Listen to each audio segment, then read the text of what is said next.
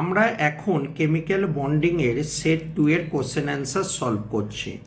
First কোশ্চেনটা বলেছে POCl3 যে কম্পাউন্ডটা দিয়েছি এর সেন্টার অ্যাটমের হাইব্রিডাইজেশন কী হবে এবং কতগুলো লোন পেয়ার আছে। প্রথমে VACPR স্ট্রাকচার দিয়ে এইটার স্ট্রাকচারটা ড্র করছে। ফসফরাসের 5টা ইলেকট্রন, অক্সিজেনের কন্ট্রিবিউশন 0 এবং ক্লোরিনের কন্ট্রিবিউশন 1 করলে টোটাল আসছে 8 মানে পেয়ার কত হচ্ছে? পেয়ার হলো 8/2, দ্যাট ইজ 4। ওকে, 4 হওয়া মানে স্ট্রাকচারটা হচ্ছে টেট্রাহেড্রাল। টেট্রাহেড্রাল স্ট্রাকচারটা কেমন? ফসফরাস থাকবে, ডবল বন্ড ও থাকবে, Cl এবং আমরা জানি টেট্রাহেড্রাল স্ট্রাকচার হলে হাইব্রিডাইজেশনটা হয় sp3। সুতরাং এখানে হাইব্রিডাইজেশনটা আমার হলো sp3 হাইব্রিডাইজড। ওকে, এবং তুমি স্ট্রাকচারটা থেকে একটা জিনিস দেখতে পাচ্ছ, এর কোনো লোন পেয়ার নেই, তার মানে লোন পেয়ারের সংখ্যা হলো 0। তাহলে sp3 হাইব্রিডাইজড, লোন পেয়ার 0। তাহলে অপশান কোনটা নেবো? Option C. নেক্সট কোশ্চেন, এই কম্পাউন্ডটা বলেছে এক্সিবিট করে ম্যাগনেটিক বিহেভিয়ার, প্যারাম্যাগনেটিক এবং diamagnetic. Coordination number of nickel in paramagnetic and diamagnetic কীরকম হয়ে থাকে। দেখো একটা কথা বলি, নিকেল কম্পাউন্ডটা মানে 3D-D8 সিস্টেম, এটা দুটো বিহেভিয়ার শো করে, মানে দুটো ধরনের স্ট্রাকচার শো করে D8। সেটা ক্লাস 12-এ কোঅর্ডিনেশন কেমিস্ট্রি চ্যাপ্টারে জানতে পারবে। একটি হলো টেট্রাহেড্রাল, আরেকটি হলো স্কোয়ার প্লানার। টেট্রাহেড্রালের হাইব্রিডেশনটা হয় sp3 এবং এটা হয় DsP2। সেই চ্যাপ্টারটি কোঅর্ডিনেশন কেমিস্ট্রি চ্যাপ্টারে ডিটেলসে জানতে পারবে। তার মানে দু ধরনের হাইব্রিডেশন আমরা অবজার্ভ করি, one is tetrahedral, another is square planar. Tetrahedral is sp3 আর স্কোয়ার প্লানার হলো DsP2। এবার এই যে টেট্রাহেড্রাল, এইটা হয় প্যারাম্যাগনেটিক। ওকে, মানে সেখানে ডায়াগ্রামটা ড্র করলে দেখা যাবে, এবং স্কোয়ার প্লানারটা হয় ডায়াম্যাগনেটিক। আমাকে কোশ্চেনটা বলেছে যে প্যারাম্যাগনেটিক এবং ডায়াম্যাগনেটিক বিহেভিয়ার শো করে, তার মানে ডেফিনেটলি আমাকে যেটা দিয়েছে একটি টেট্রাহেড্রাল হবে আর একটি স্কোয়ার প্লানার হবে, নইলে তো এই বিহেভিয়ারটা শো করতো না। তাহলে আমার কাছে স্ট্রাকচারটা কী হবে? একটি টেট্রাহেড্রাল আর একটি হলো square planer. Next question, O2 বলেছে O2 প্লাসে কনভার্ট হচ্ছে। দেখো O2-র ক্ষেত্রে তুমি ভালো করে বোঝার চেষ্টা করো। O2-র ক্ষেত্রে যদি এমো ডায়াগ্রাম করো দেখতে পাবে অ্যান্টি বন্ডিংয়ে দুটো সিঙ্গেল ইলেকট্রন আছে, তার জন্য প্যারাম্যাগনেটিকটা শো করে। এবার যখনই তুমি O2 প্লাসে চলে আসবে তখন একটা ইলেকট্রন কম হচ্ছে। সো ডেফিনেটলি অ্যান্টি বন্ডিংয়ে যেখানে দুটো ইলেকট্রন ছিল, এখন অ্যান্টি বন্ডিংয়ে একটা ইলেকট্রন থাকবে। তাহলে আমরা জানি ম্যাগনেটিক ক্যারেক্টারের ফর্মুলা হলো মিউ সমান সমান n×n+2bm। তার মানে অ্যান্টি বন্ডিংয়ে যত সিঙ্গেল ইলেকট্রনের সংখ্যা কম হবে তত মিউ এর ভ্যালুও কম হবে, মানে প্যারাম্যাগনেটিক ক্যারেক্টার কমবে। তাহলে কি বলতে পারি না O2 থেকে O2 প্লাস হওয়া মানে অ্যান্টি বন্ডিংয়ে O2-তে দুখানা সিঙ্গেল ইলেকট্রন ছিল, কিন্তু O2 প্লাসে আসাবার সময় অ্যান্টি বন্ডিংয়ে একটা সিঙ্গেল ইলেকট্রন আছে। তার মানে অ্যান্টি বন্ডিংয়ে সিঙ্গেল ইলেকট্রনের সংখ্যা কমছে, এবং সিঙ্গেল ইলেকট্রনের সংখ্যা কমা মানে আমার কাছে প্যারাম্যাগনেটিক ক্যারেক্টার যেটা আমরা বলে থাকি, প্যারাম্যাগনেটিক ক্যারেক্টারটা লো হচ্ছে, এটা বলতে পারি। আর একটা কথা তোমাকে বলছি, সেটা হলো বন্ড অর্ডার বলতে কি বোঝায়? বন্ড অর্ডার বলতে বোঝায় বন্ডিংয়ে তোমার কতগুলো ইলেকট্রন আছে মাইনাস অ্যান্টি বন্ডিংয়ে তোমার কতগুলো ইলেকট্রন আছে ডিভাইডেড বাই 2। বন্ডিংয়ের electron minus anti bonding electron divided by 2, এইটা হলো বন্ড অর্ডার। এখন দেখো যখন O2 থেকে O2 প্লাসে গেছে তখন অ্যান্টি বন্ডিং ইলেকট্রন কমে যাচ্ছে, তার মানে এই জিনিসটা কমে যাচ্ছে, এবং এই জিনিসটা কমে যাওয়া মানে অবভিয়াসলি বন্ড অর্ডারটা হাই হবে, কারণ বন্ডিং মাইনাস অ্যান্টি বন্ডিং, তো অ্যান্টি বন্ডিংয়ের ইলেকট্রন কমে যাচ্ছে, এবং অ্যান্টি বন্ডিং ইলেকট্রন কমে যাওয়ার জন্য যে মাইনাসের যে রেজাল্টেড ফলটা সেটা বাড়ছে, অটোমেটিক্যালি বন্ড অর্ডার বাড়বে। তার মানে O2 থেকে O2 প্লাস হওয়ার ফলে অ্যান্টিবন্ডিংয়ে ইলেকট্রন কমে যাচ্ছে, এইটা হলো বেসিক কনসেপ্ট। এখান থেকে আমরা বুঝতে পেরেছি প্যারাম্যাগনেটিক ক্যারেক্টারটা কি হচ্ছে, লো হচ্ছে এবং বন্ড অর্ডারটা হাই হচ্ছে। প্যারাম্যাগনেটিক ক্যারেক্টার লো হচ্ছে এবং বন্ড অর্ডারটা হাই হচ্ছে। দেখো এই অপশানটা রয়েছে অপশান ডিতে, তার মানে ডি হলো আমার এখানে অ্যান্সার। নেক্সট কোশ্চেন বলেছে which of the following hybridization and shape. দেখো প্রথমত বলি NH3 শেপটা কি, এইটা ছিল NH3 টেট্রাহেড্রাল। NH4 প্লাস কেমন, NH4 প্লাস হলো এইটা, ইট ইজ অলসো টেট্রাহেড্রাল। তার মানে শেপের কোনো চেঞ্জ হয়নি, হয়েছে কি, হয়নি। এবার দেখো CH4 চলে এসো, এটা হলো CH4 ছিল তোমার কাছে। এবার দেখো C2H6 হলো এইটা। সো এটাও টেট্রাহেড্রাল ছিল এবং এইটাও দেখো টেট্রাহেড্রাল, 4টে বন্ড আছে, টেট্রাহেড্রাল। তো এখানেও শেপের কোনো চেঞ্জ হয় না, আর শেপ না চেঞ্জ হলে হাইব্রিডেশন তো চেঞ্জের কোনো প্রশ্নই আসে না। নেক্সট অপশানে চলে এসো, H2O। দেখো এই ছিল H2O, it is also tetrahedral এবং যখন H3O প্লাস হয়েছে দ্যাট ইজ বেসিক্যালি কী হচ্ছে, এই লোন পেয়ার এবং এখানটা হাইড্রোজেন যুক্ত হচ্ছে এবং অক্সিজেন মধ্যে প্লাস হচ্ছে, ইট ইজ অলসো টেট্রাহেড্রাল। তার মানে এখানেও শেপের কোনো চেঞ্জ হয়নি। ফোর্থ অপশানে চলে এসো, দেখো এটা হলো BF3, যখনই BF4 মাইনাস হচ্ছে কেমন দেখতে হচ্ছে, B 4টে ফ্লোরিন এবং মাইনাস। তাহলে BF3 কি ছিল, ট্রাইগোনাল। দেখো ট্রাইগোনাল আছে, এটা হলো ট্রাইগোনাল এবং এটা যেটা তৈরি হয়েছে দেখো এটা হলো টেট্রাহেড্রাল। তার মানে বলতে পারি ট্রাইগোনাল থেকে টেট্রাহেড্রালে কনভার্ট হয়েছে। তাহলে BF3 থেকে BF4 মাইনাস বেসিক্যালি ট্রাইগোনাল থেকে টেট্রাহেড্রাল মানে কনভার্ট হয়েছে এবং ট্রাইগোনালের হাইব্রিডেশন হলো sp2, যখনই টেট্রাহেড্রাল তৈরি হয়েছে হাইব্রিডেশন হয়ে গেছে sp3। তার মানে হাইব্রিডেশনও আমার কাছে চেঞ্জ হয়েছে। ওকে, তাই জন্য আমি অপশান ডিটা নিয়েছি, যেখানে হাইব্রিডেশন এবং শেপ বোথ দুটোই চেঞ্জ হয়েছে। নেক্সট কোশ্চেনটা বলেছে যে diamagnetic magnetic behaviour of diamagnetic B2 is, B2-র ক্ষেত্রে বন্ড অর্ডার কত হয় সেটা জানতে চেয়েছে। একটা কথা মনে রাখবে, 14 যদি টোটাল ইলেকট্রন হয়ে থাকে বন্ড অর্ডার হয় 3, যেটা নাইট্রোজেনের। এরটা মনে করো 13 হলো, তার মানে বন্ড অর্ডার হবে 2.5। 12 হলো, বন্ড অর্ডার হবে 2, মানে এক করে কমছে, বুঝতে পারছো তো। 11 হলো, বন্ড অর্ডার হবে 1.5। 10 হলো, বন্ড অর্ডার হবে 1। ওকে, লাইকওয়াইজ এইদিকে 14 থেকে আরও বাড়াও, 15 হলো, বন্ড অর্ডার হবে এইদিকেও কমবে 2.5, মানে হাফ করে করে কমবে বন্ড অর্ডার। টোটাল ইলেকট্রনের সংখ্যা যত হবে, টোটাল ইলেকট্রনের সংখ্যা যত বাড়ুক বা কমুক 14 থেকে, বন্ড অর্ডার হাফ করে করে কমবে।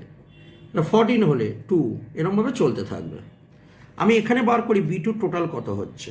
B2 টোটাল ইলেকট্রনের সংখ্যা হচ্ছে আমার এখানে, বোরনে কটা ইলেকট্রনের 5টা, তাহলে 5, দুটো বোরন আছে, তার মানে টোটাল 10 ইলেকট্রন। আর 10 ইলেকট্রন হলে বন্ড অর্ডার কতই 1, তার মানে 1 হবে অ্যান্সার, যেখানে বন্ড অর্ডার হলো 1।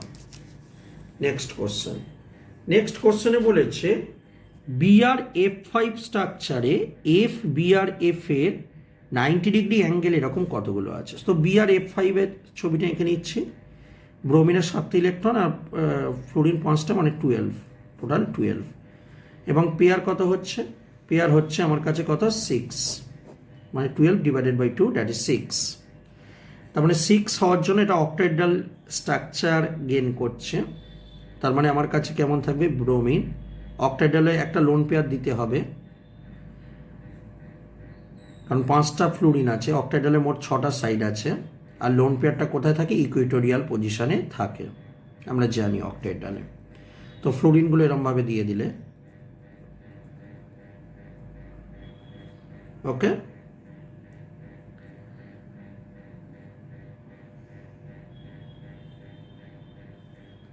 আমাকে বলেছে number of FBrF।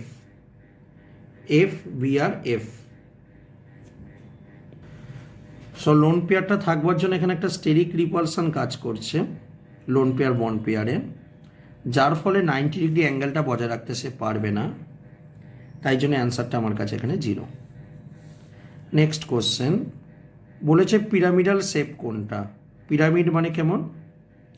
Pyramidal shape কোনটা আমাকে জানতে চেয়েছে।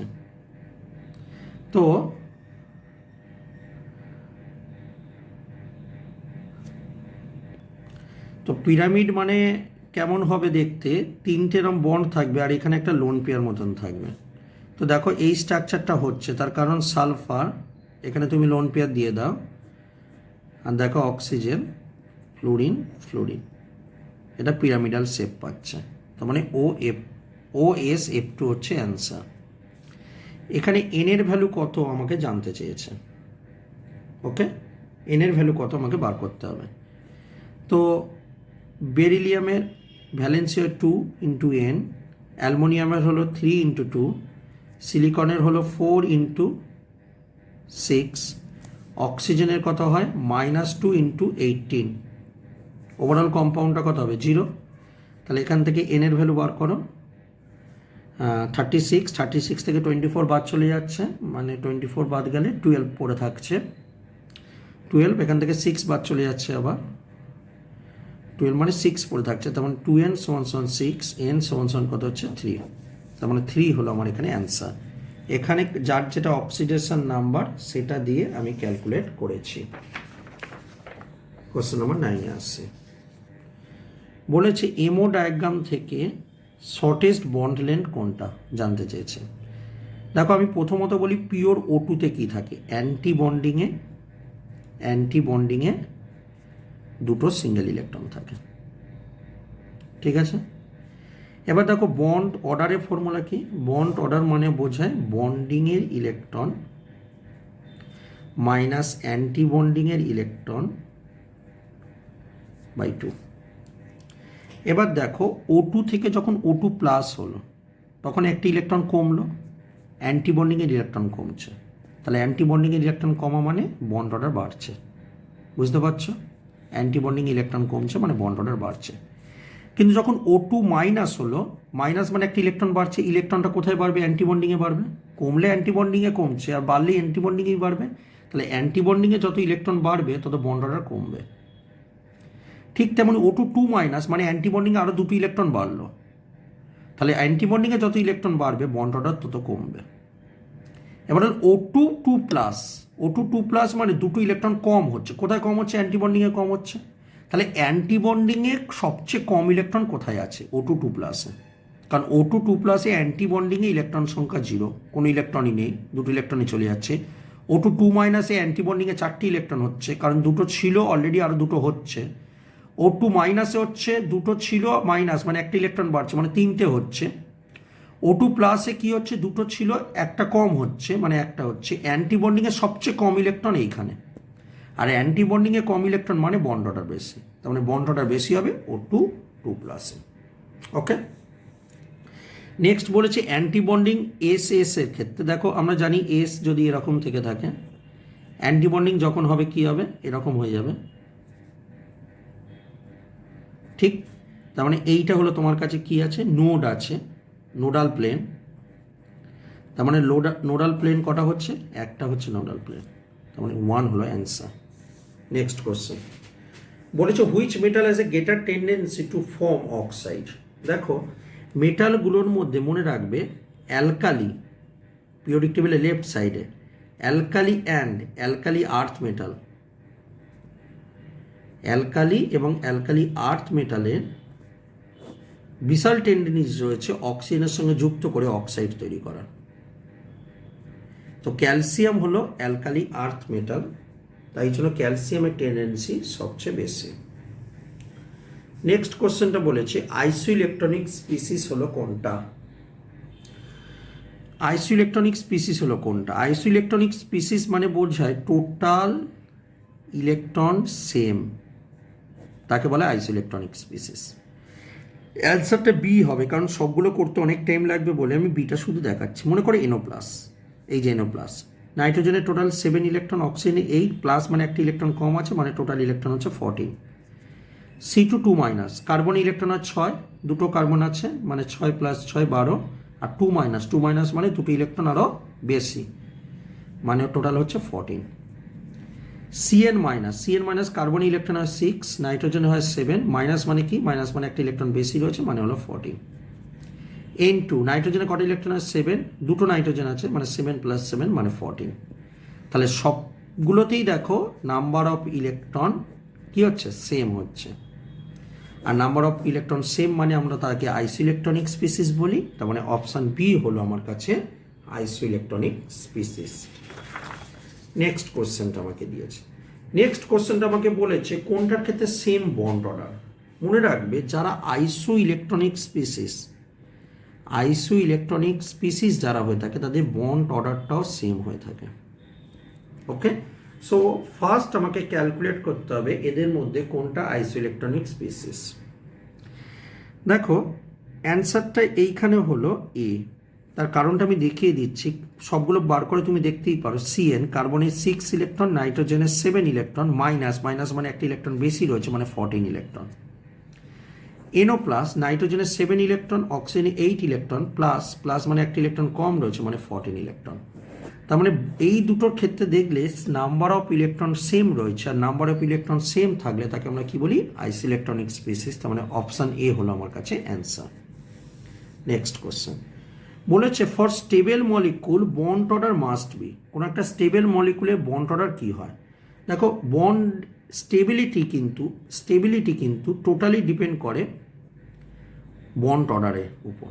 তার মানে বন্ড অর্ডার যত বাড়বে, বন্ড অর্ডার মানে কি, বন্ড অর্ডার 1 মানে সিঙ্গেল বন্ড, বন্ড অর্ডার 2 মানে ডবল বন্ড, বন্ড অর্ডার 3 মানে ট্রিপল বন্ড, লাইক দ্যাট। তো বন্ড অর্ডার যত বাড়বে মানে বন্ড অর্ডার যত পজিটিভ হবে তত কম্পাউন্ডের স্টেবিলিটি বাড়তে থাকে। ওকে, তার মানে বলতে পারি বন্ড অর্ডার যত বাড়বে বা বন্ড অর্ডার যত positive, compound is more stable. Next one, acetylene molecule between the carbon atom আর অ্যাসিটিলিন মলিকুলটা কি, this one is acetylene. Okay, আমাকে জানতে চেয়েছে এই দুটো কার্বন অ্যাটমের মধ্যে জানতে চেয়েছে। সো দেখো এটা একটা ট্রিপল বন্ড মানে কি জানি, একটা সিগমা, দুটো কি বন্ড পাই। তার মানে সিগমা বন্ডের সংখ্যা একটা, পাই বন্ডের সংখ্যা কত হলো, দুটো। ওকে, একটা সিগমা দুটো পাই। তো দেখো একটা সিগমা দুটো পাই মানে অপশান কোনটা আছে, অপশান সিতে আছে। তার মানে সি হলো আমার এখানে অ্যান্সার। সো এইভাবে আমরা সেট 2 এর কেমিক্যাল বন্ডিংয়ের উপর কোশ্চেনগুলোকে সলভ করলাম। নেক্সট ভিডিওতে আমরা সেট 3 কোশ্চেন অ্যান্সার ডিসকাস করব। ধন্যবাদ।